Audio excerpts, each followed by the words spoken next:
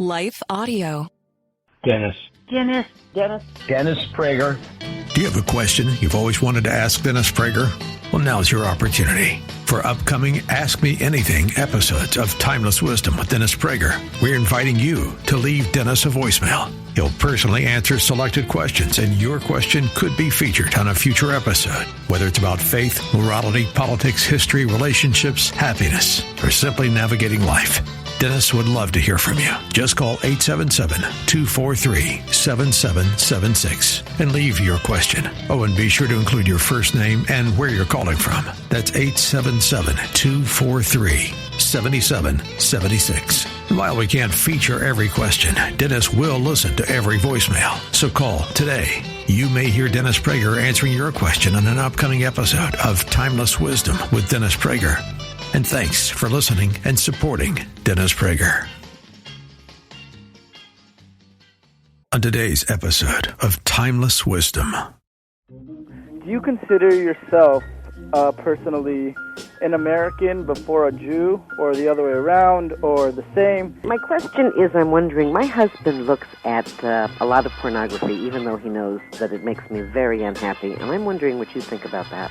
My husband and I have been in this predicament for quite a few months now, and we're at a point we absolutely have to make a decision. And I feel like you're the right person to help me and my husband make this decision. What is your favorite Beatles song? Some months ago, you had mentioned that you have tips for jet lag that actually work. Do you believe in ghosts? No. Do you? Yeah. That's coming up on Timeless Wisdom with Dennis Prager. Hey, y'all, I'm Willie Robertson. And I'm Corey Robertson. We partnered with Echo. It's a new platform, not just streaming. Movies and series that are safe for your family. Echo! I love a podcast. Plus, Echo Daily Devotionals. Echo. Hey, Willie, what is Echo? Echo is my pet squirrel. Okay, now, Echo is not just faith-friendly, it is faith-driven. Be a part of something better. Echo. Echo. That's where I want to be. That's EKKL.com. Subscribe now. Welcome to Timeless Wisdom with Dennis Prager. Hear thousands of hours of Dennis's lectures, courses, and classic radio programs. And to purchase Dennis Prager's Rational Bibles, go to DennisPrager.com. It is time for you to set the agenda. You absolutely set the agenda, whatever you want, anything. You know, when I tell you that, you want to know my shoe size. You want to know what my favorite pipe tobacco is. Do you want to know the meaning of life? Do you want to know the essence of effervescence? Whether it's its quintessence? Anything is open for this hour. 1-8-PRAGER 776. 1-8-PRAGER 776. I'm Dennis Prager. Hi, Dennis. What an honor to talk to you. I have Thank you. listened and learned from you for so long now. Thank you so much. Are you in your kitchen right now? No, I'm in my car. Oh, because I hear it. It's like a speakerphone. I just imagined you wandering around. I'm going to get 10,000 letters of sexism. What do you mean? A woman in a kitchen. What a disgusting caricature. Go ahead. I wish I was in my kitchen. There you go. Yeah. I have a silly question for you. Take it away. What is your favorite Beatles song? Well, I will answer you, but you need to know something because honesty is the best policy. Okay. I am catching up in middle age with all of the non-classical music I missed. I wandered through the 60s and 70s in an isolation from popular culture. I don't say this. I don't say it with any pride. I'm just. It's an autobiographical detail that just helps explain me. So I was immersed at the time, really only in classical music, and missed the great epic moments. So I'm catching up on the Beatles. But right now, I love, for example, Yesterday. Beautiful song. Yeah, exactly. But I need to tell you, it doesn't come from a body of knowledge of 100 Beatles songs. Okay, is that so? Maybe I'll check back in 6 months. That is right. Well, I'll tell you this. I am really there is music now that brings me such joy, like Rosemary Clooney, and there's a body of women singers. I don't know if they're called pop singers or jazz singers from the 50s, I guess, and 60s, or 40s, 50s, and 60s. They're absolutely driving me nuts. I love them. That and jazz, and like the guy who called with Dixieland, so I'm catching up, and of course film music, which I really advocate today. I think it's the best music being written today. Anyway, Sharon, it's very sweet of you to ask. That is a beauty. You like Yesterday? I love Yesterday. What's your favorite Beatles song? In My Life? In My Life. Beautiful song. All right, I'm going to check that out. Okay. Thank you so much. Thank you so much. Okay, be well, drive carefully. How do people talk so right on the road? You know, she went through 3 red lights then. And let's go to a Pastor Chaz. Where are you calling from, Pastor Chaz? Oh, Dennis, it's such a pleasure to talk to you. Where are you calling from? Shoreview, Minnesota. Okay, how you doing? I'm doing great. We had the pleasure of meeting at State Fair about a year ago. I'm the youth pastor with the tattoo of Jesus. But anyway, that's not what I'm calling you I today. remember you. Yeah. Yeah, and hey, we have a little band called Smokers 5K, and we are Dennis Prager freaks. About a month ago, you talked about what is femininity, and yes. Because I'm a youth pastor, and I love talking to kids. Right. I asked that question. I'm also a bus driver to supplement my income, and I asked all of my kids on my bus, from high school down to elementary school, what is femininity. I recorded it for you, and I'm going to send it to you. Oh, I'd love that. Yes. But I wanted to tell you, it was everything on the board, from being sexy, being feminine, to and the little kids, as they get younger, they say being ladylike, being polite, being girly, and it was absolutely fascinating to see what they're learning. And then most of the questions, these are Dennis Prager questions. Totally, I would say, what is femininity? What does the word feminine mean to you? The high schoolers had more trouble. That's what I said, which is what I wrote. I said, ask girls in high school or college, and they'll give you a blank look. I had probably 4 or 5 girls who said, I don't know. That's I predicted it. There you go. That's right. Because that is not in their vocabulary. What does it mean to be feminine? They don't know. No. Just as, by the way, ask boys today in college or high school, what does it mean to be masculine? And they probably won't know.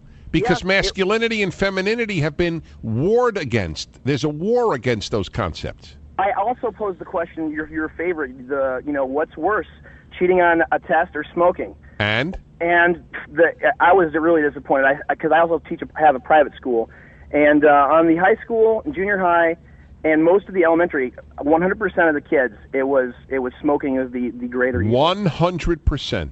In the senior high and junior high, 100%. When it gets to elementary school, there's the little kids. And then about half of the private school kids thought cheating was worse. So it was about 50-50 with those kids. But but they'll be straightened out, and they'll be taught that smoking is worse than cheating as they get to high school. It's such an evil. They are taught it's such an evil. I love you, and I hope I see you again this year. Oh, you will. You will. I'll bring the youth group. Bring the youth group. That's right. Thank you so much, Pastor. All right, talk to you later. All right, Chaz. Thanks a million. Thank you very much. I remember him. Yeah, he had the Jesus tattoo. He's a wild guy. He's a great guy. He can help kids tremendously. How do you like that, folks? 100% of the kids. Do you know people often don't believe when I say how bad it is, the moral confusion. They really don't. For example, somebody sent me an email that they had who had not heard my show, but somebody had told them.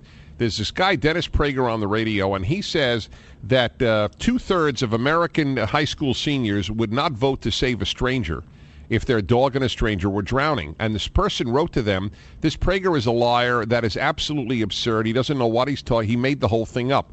But, of course, the person actually didn't try it out on classes, as I have for 30 years. The same results. 1/3 vote for their dog, 1/3 for the stranger, 1/3 doesn't know. So 2/3 wouldn't vote to save a human before their dog. And then this question is a perfect one, the one that Pastor Chaz asked. What's worse, cheating or smoking? Amazing, amazing, amazing. Joseph, Eden Prairie, Minnesota, on the Patriot. Hello, Joseph. Dennis Prager. Yeah, hi, Dennis. Hi. Hi, nice talking to you. Thank you so you. much for taking my call. Mm-hmm. The reason I'm calling, there's a lot of things I respect about you, I got to admit that, but one of the things that I respect probably the most is how many languages you speak. I know you speak French, and you speak Hebrew and Russian. Right. Now, currently I'm learning Spanish, and my girlfriend, actually, she's Russian, so I really want to learn that language. Although she speaks English, too, I can communicate with her, but I'd like to communicate with her grandparents a little better. Right. And I would love to learn Hebrew also because I hold Judaism in high regard. Well, there's nothing like reading the Old Testament in the Hebrew. It'll blow your mind. But anyway, so what did you want to know? How to go? What's the best way to go about it? Yeah, I've heard that a lot of people tell me that going to another country helps out a lot. By far, that's the best. There's nothing close. There's nothing close to being in the environment, and especially if you're going to be there alone, so that you can't lapse into English with somebody all the time. There's nothing like it. I mean, I get along in Spanish, so I don't include it as a language, but I can get along in it. And I just was in Peru and Chile a couple of months ago, and I had a great time. But my Spanish improved dramatically in 1 week, just being in Peru and Chile, because all of the signs are in Spanish, and that's all you'll read. You're forced. You're forced to read the ads in Spanish. You're forced to listen to the language if you listen to the radio, watch television. So the number one best is immersion in that country. Absolutely. Number two is to have a teacher. You can do it on your own. It's very, very hard. You have to be very self-disciplined to be able to do that. Number three is a philosophical attitude. People go into studying languages as if it is as hard as figuring out how to send a rocket to Mars. You have to get into your mind that it is not that hard. You can do it. I'll give you an example. When I studied Russian in college, they told us the first week, next week, you're going to have a quiz on the Russian alphabet. You have a week to learn the Russian alphabet. Now, people would think, oh, my God, a week to learn a whole new alphabet. I think it's 32 letters Russian. Everybody passed the quiz. Everybody. That's it. It's no big deal. It's like learning a code. Hebrew was only 22 letters, not including the changes of when some letters are at the end of a word. But that's it. It is not. Now, frankly, Chinese, I be honest, that I could not psych myself up to thinking that's easy. So anyway, I hope that stuff works, and tell me when you'll go to a country, okay? Okay, I'm going to go get a plane ticket right now. You're my man. Thank you, Joseph. All right, thanks a lot. All right, be well. Appreciate it. Riverside, California, James, KTIE. K-Tie, hello. Hello, Dennis. Hi. I'm responding to your comments regarding happiness, and I was in my car, so I'm calling late, but my wife and I lost our only child 13 years ago. I am so sorry. And we, I talked to you about a few months afterwards, and then we met you at a hotel during one of your talks, and you and your wife took some time with my wife and me, and we really appreciated that. But since then, we've had a son born to us, so we have a 9-year-old son. Oh, wonderful. Which we adore. But I can tell you that 13 years after the fact, my wife and I are happy. We're very close. I love my wife dearly. She loves me. But there is a sadness that never, ever goes away. I only wish we had more time, but I want people who have suffered that unique loss to have heard your call. God bless you, James. Stay tuned, folks. Back in a moment. This episode of Timeless Wisdom will continue right after this. For nearly 3,000 years, Homer's The Odyssey has shaped Western imagination. It tells the story of Odysseus as he faces monsters, shipwrecks, false comforts, and impossible choices on his long journey home. As one of the foundational works of Western literature, Homer's epic is more than mythology. It explores permanent questions about courage, duty, loyalty, family, leadership, temptation, and the search for home. In one of the epic's defining moments, Odysseus rejects the offer of immortality from the goddess Calypso, choosing instead the long and difficult journey home. His decision reveals one of the central themes of the Odyssey, that a life of duty, family, and home is greater than a life devoted to comfort or glory. Achilles chose glory. Odysseus chose home. That's why Hillsdale College has released its newest free online course, The Odyssey. Taught by Professor Benedict Whalen, the course reveals why Homer's masterpiece remains one of the greatest works of Western literature. Find this free course at hillsdale.edu/start now. The Odyssey from Hillsdale College. Go to hillsdale.edu/start now. Now, back to more of Dennis Prager's Timeless Wisdom. Let's go to Judy in Los Angeles on 870 KRLA. Judy, Dennis Prager. Hi. Hi, Dennis. It's nice talking to you. Thank you. My question is, I'm wondering, my husband looks at a lot of pornography, even though he knows that it makes me very unhappy, and I'm wondering what you think about that. Well, we're putting aside religious questions, all right? Yes. All right, we're putting aside that issue. Just vis-a-vis you, we're talking now. Well, my first question to you, I have a lot of questions, okay? All right. Question number one is, do you have an intimate physical relationship with your husband? Yes, I do. If he weren't looking, would you have any reason to think that he is not interested in you physically? Yeah. I mean, he is and he isn't. He's interested in me, but he certainly likes looking at a lot of women. We're putting that aside. Oh, all right. Let's say he never looked. Uh-huh. Are you aware of the fact that he's attracted to you and that you have an ongoing sexual relationship as husband and wife? Yes. Okay. So that's very important. And the reason that I ask that, wives should hear this, because we can't put our heads in the sand on this issue about what men look at. Mm-hmm. So the first question is it taking away from you? And thus far, on the most basic level, it does not appear to be. Number two, how much time does he spend? A lot. A lot. He's got files of it. He's got websites with pages and pages of addresses. How do you know this? Because I've seen his file. It's right in the... Does he tell you this? No. Oh, you have, as it were, taken a peek? Yes, I've taken a peek. Does he know you know? Oh, yes, he does. I've talked to him about it. And what does he say? He says nothing. He responds with nothing. Is he angry that you looked? No, he didn't say he was. If you didn't look, would you have reason to think that he had all this? Yes. And what would the tip-off be? The way that he looks at other women, I think, is a lot of it, and the fact that he has cheated on me a few times. Well, that doesn't help. But how does he look at other women? When you say the way, what is that way? He ogles? Yes. In your presence? Yes.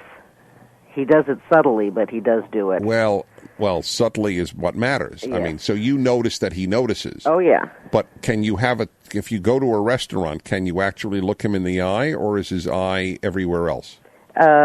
Sometimes it's everywhere else, other times it's not. But frequently it's everywhere funny. else. I was talking to my son about this, who's 21, and just recently we were just talking about this, and he was saying to his girlfriend, in fact, mm-hmm. and he he's actually quite religious, and he's quite self-controlled. He said, you just have to understand, the male eye wanders even when we don't even know it. Right. I mean, it is the visual. This is something it is not possible to fully explain to a woman. There's no way, because it's like explaining to me an orangutan.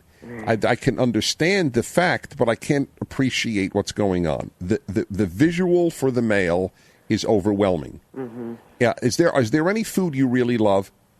Yeah, there is. I can't think of it offhand, but I'm sure there's. Well, all right. I love hamburgers. You love hamburgers. Yeah. Okay. It would be as if there were. It's not even as effective an example. But I would love to talk to him, because it sounds like it's too much. It is. Yeah, but on the other hand, you feel he loves you. Much as he can. Uh-huh. As much as he's capable I see. of. Well, I'm going to talk about this in a moment, because a lot of women are plagued by this, and some should be and some shouldn't be. There's no automatic response here. We'll be back in a moment. I'm Dennis Prager. All righty, everybody. You're listening to the Dennis Prager Show. Woman called up. This is the hour, by the way. You anything on your mind, anything. I love this hour. I make the agenda 14 of the 15 hours of my show, and you. By the way, those of you who love my show and only can get an hour, please know you can get the whole thing now through a subscription on my website, DennisPrager.com. If you feel it's valuable to you, and I pray that you do, obviously.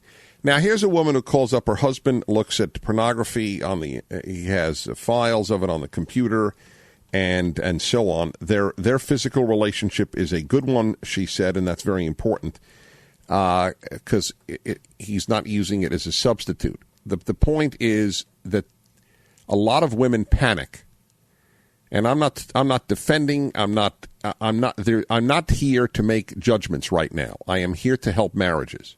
Okay, please hear me out. Women should not panic, and because it is natural for a woman to panic if her husband looks at pictures. It's natural for a woman to panic if he looks at women at the beach. I mean, if he looks at a Victoria's Secret catalog.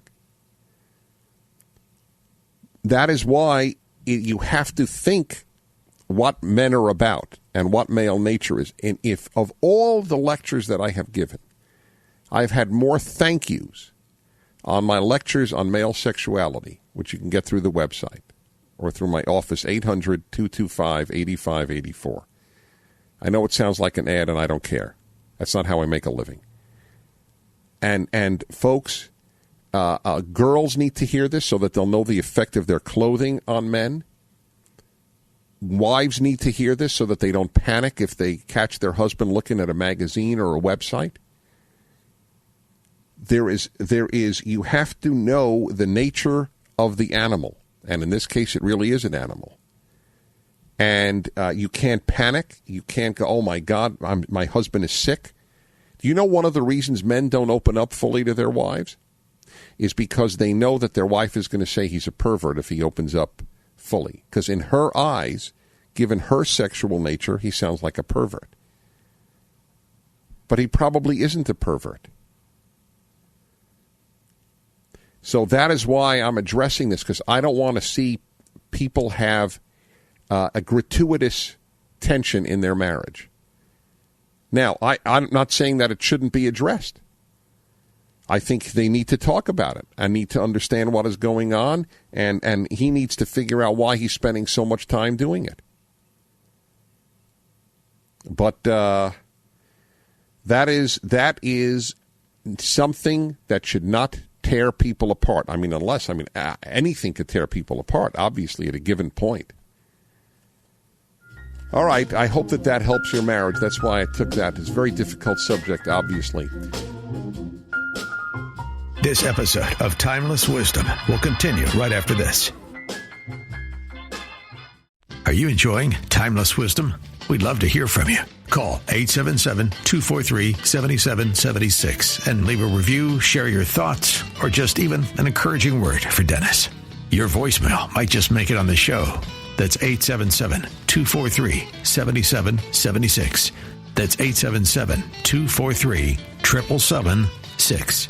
Thanks for listening and for your support. Now, back to more of Dennis Prager's Timeless Wisdom. Let's go to Sherman Oaks, California. And is it Dor? Dor on 870 KRLA. Thanks for calling. Dennis Prager.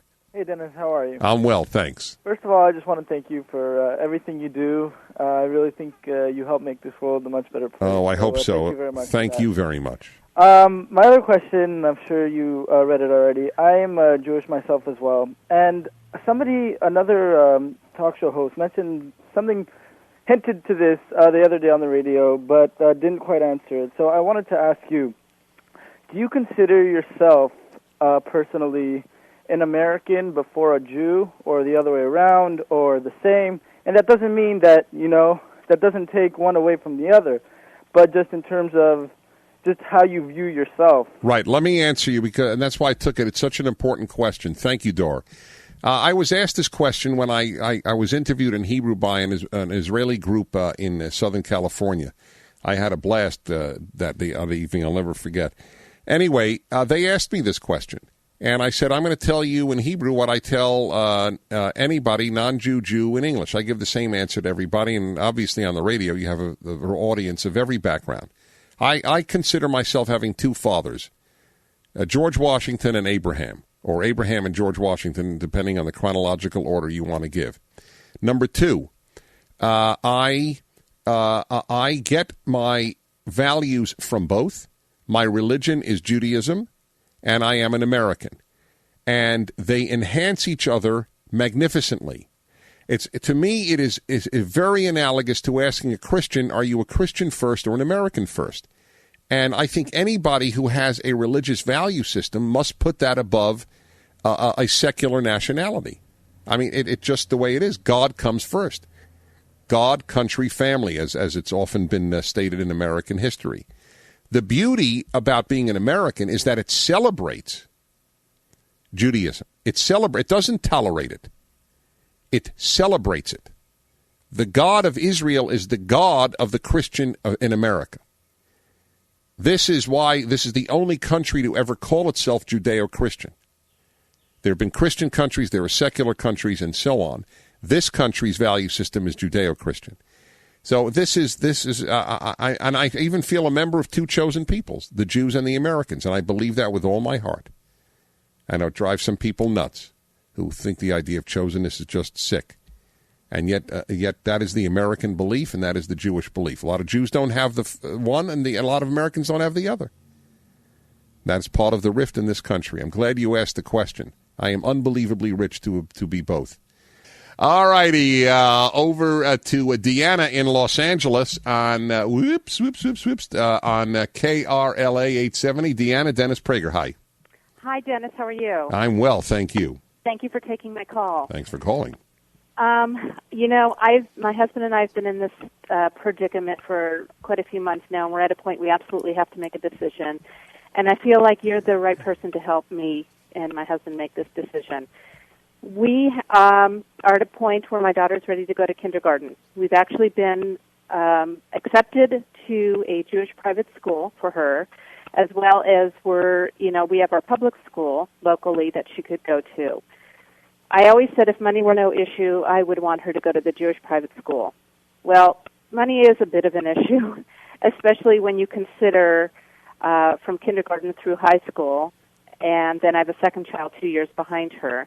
And I thought you might be a really good person to talk to get your perspective on just kind of making the best decision. Well, as it happens, I gave a talk which is circulated in the hundreds of thousands in American Jewish life called The Case for a Jewish Day School.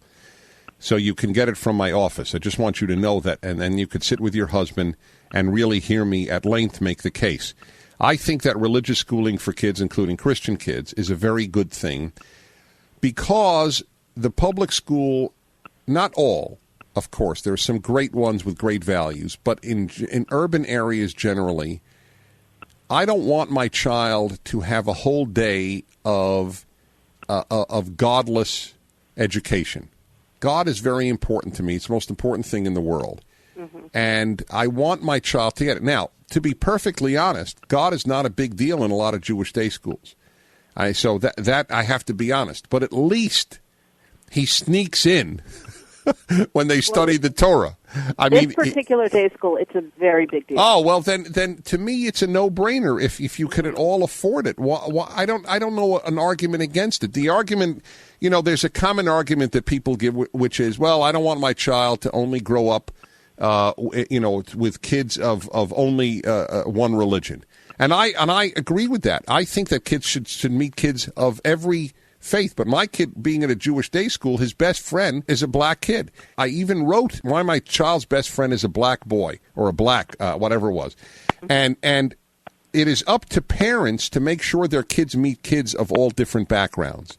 But there is a time, and let me make this point. This is because of the clicking, I'm going to put you on hold. This is very important for people of every faith, and even of no faith. A child needs a cocoon. To become a beautiful butterfly to fly into the world, you have to the caterpillar must first go into a cocoon. You can't be worldly at 7. You have to affirm some identities, religious, national. That's why we don't Americanize our kids in the public schools. If we did, I would have less problems. Stay tuned. This episode of Timeless Wisdom will continue right after this. Rising interest rates, stock volatility, out-of-control inflation. People are concerned about what the future holds financially. This is Dennis Prager for AmFed Coin and Bullion. There's no better time than the present to move a portion of your IRA into precious metals. You should know there's a right and a wrong way to set up your precious metals IRA. Mistakes could cost you hundreds of thousands of dollars in IRS fines. Call AmFed Coin and Bullion, 800-221-7694. AmericanFederal.com. That's AmericanFederal.com. Now, back to more of Dennis Prager's Timeless Wisdom. Mike in Phoenix on KKNT. Hello, Mike. Dennis Prager. Hey, Dennis. How are you? I'm well, thank you. It's kind of just a goofy question. I love goofy questions. Every time I bring it up to people, people look at me like I'm crazy. Well, you are a little. Go ahead. Okay. Do you believe in ghosts? No. Do you? Yeah. Oh, tell me. Yeah. You ever met one? Not kind of. The house I grew up in always had strange little things happening all the time, and Give me figure out what it is. I'm a Christian, so your soul has to go somewhere when you die, right? Heaven or hell. Yeah, it doesn't usually stay in your house. Yeah, I know. So I could never really figure out what was going on in there. Hey, did you ever? I don't know if you would even recall this. It's certainly, I'm sure, before your time. There was a TV show, Tupper. Are you familiar with it at all?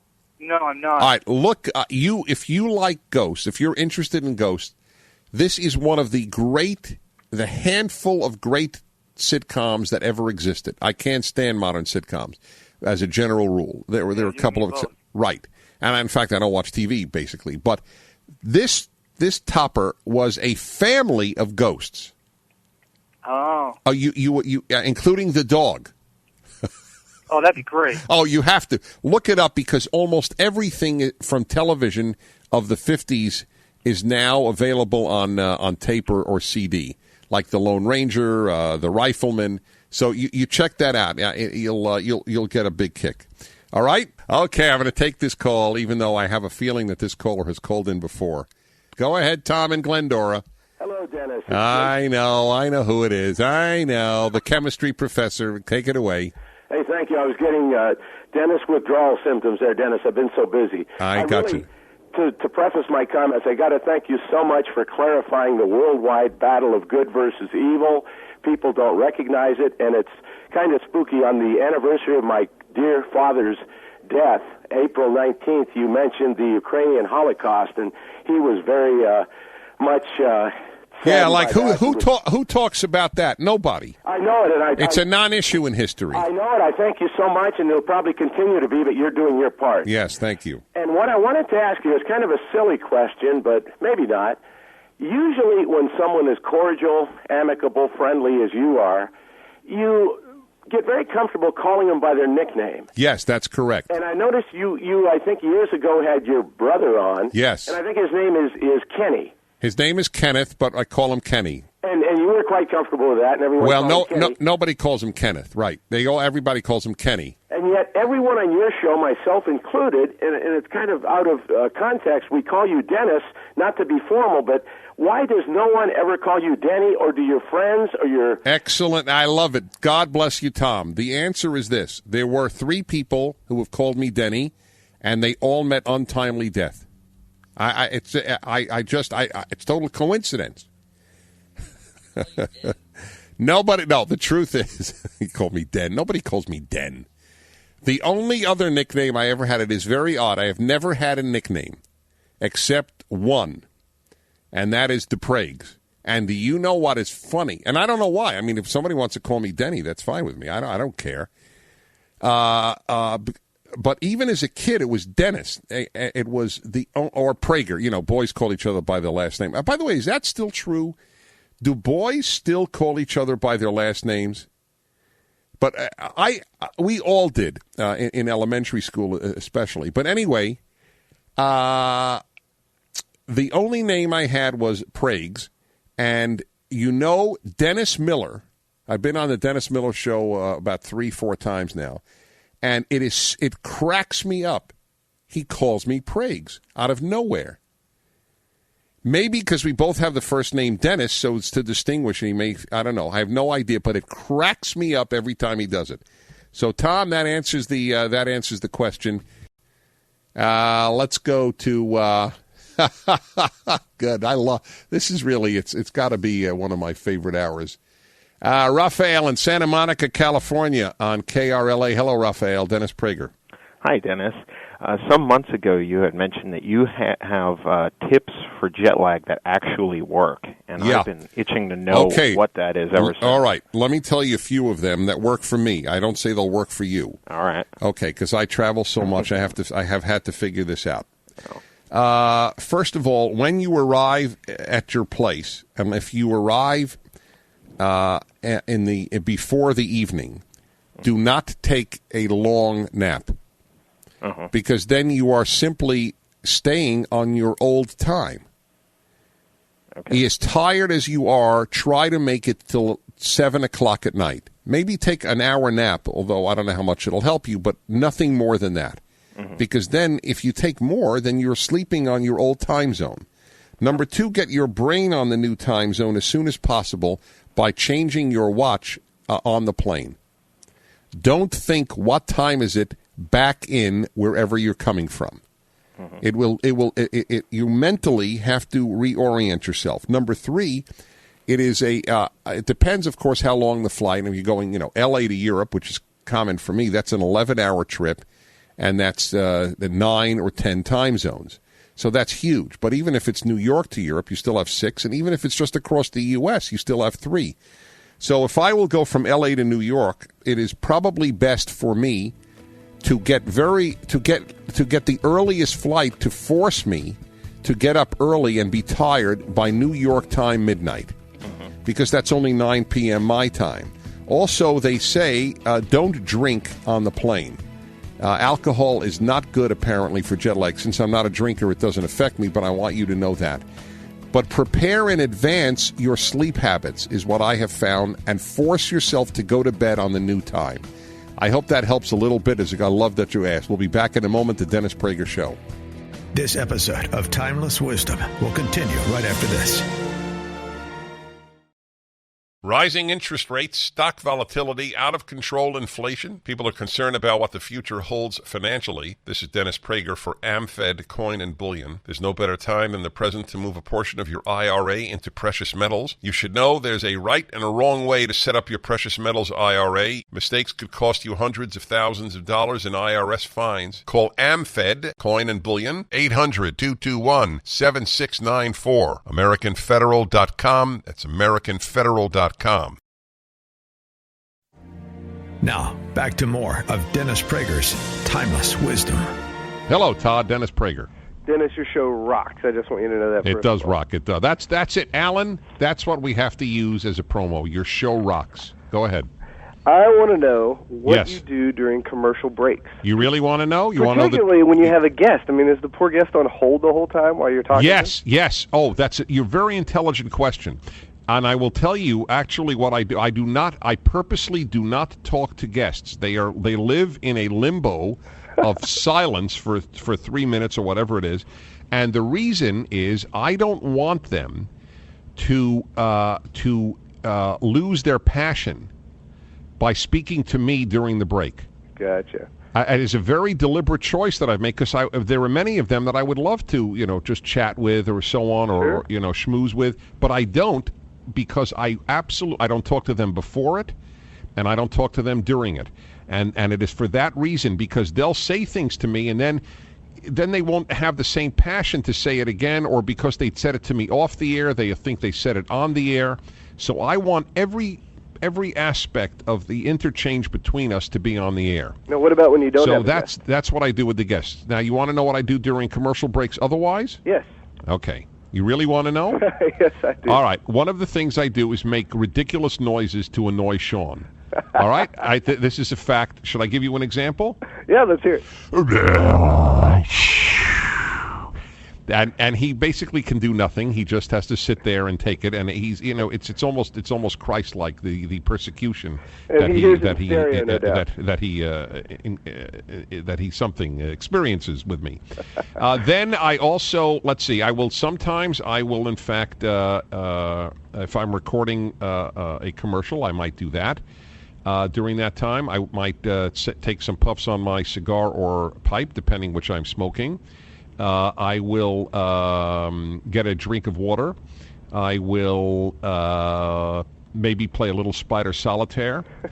So it is. I want you to know that time is used very valuably. On some occasions, I am frantically checking the internet to find more information on the subject that is just breaking that I'm talking about. Gotcha. So it is very actually, whether I'm horsing around or doing serious research, it's a very useful period for me. When you're talking, I sometimes hear like a little coin tapping on the table. Do you fiddle with a coin sometimes? That's Sean.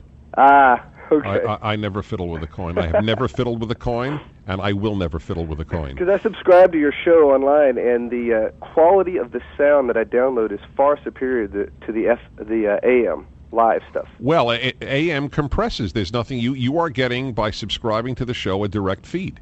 Yeah, and it's great. Yes, it is. I'm glad you mentioned that. People should know. I can also listen to it when I want to. I go to work when you're not on. So now I get to listen to you when I'm driving to work. Well, bless you for mentioning it. I'm self-conscious about it, but people should know about it. It's a totally nominal fee, and you can subscribe to the show. Go to DennisPrager.com. Bless you. It was a great series of questions there, Todd. The time is used valuably. Let's go to, I can't even pronounce, this is very rare that I cannot pronounce. What is your city? Larkspur? Cheryl. Larkspur? Right. It's south of Denver. Larkspur. It was a misspelling here. All right. Eva will be caned. All righty. Cheryl on KNUS, what's on your mind? Okay. Well, Dennis, I've always been very curious what a typical work day is like for you from the time you get up till the time you go to bed. That's a very logical question. In fact, somebody called the other week and said, what do you do during the breaks? So now I'll give you, it's a good question, and it's a very fair one. A typical day is that I live on the West Coast, obviously. So my broadcast begins at 9 a.m. West Coast time, noon East, and obviously your time is 10 a.m.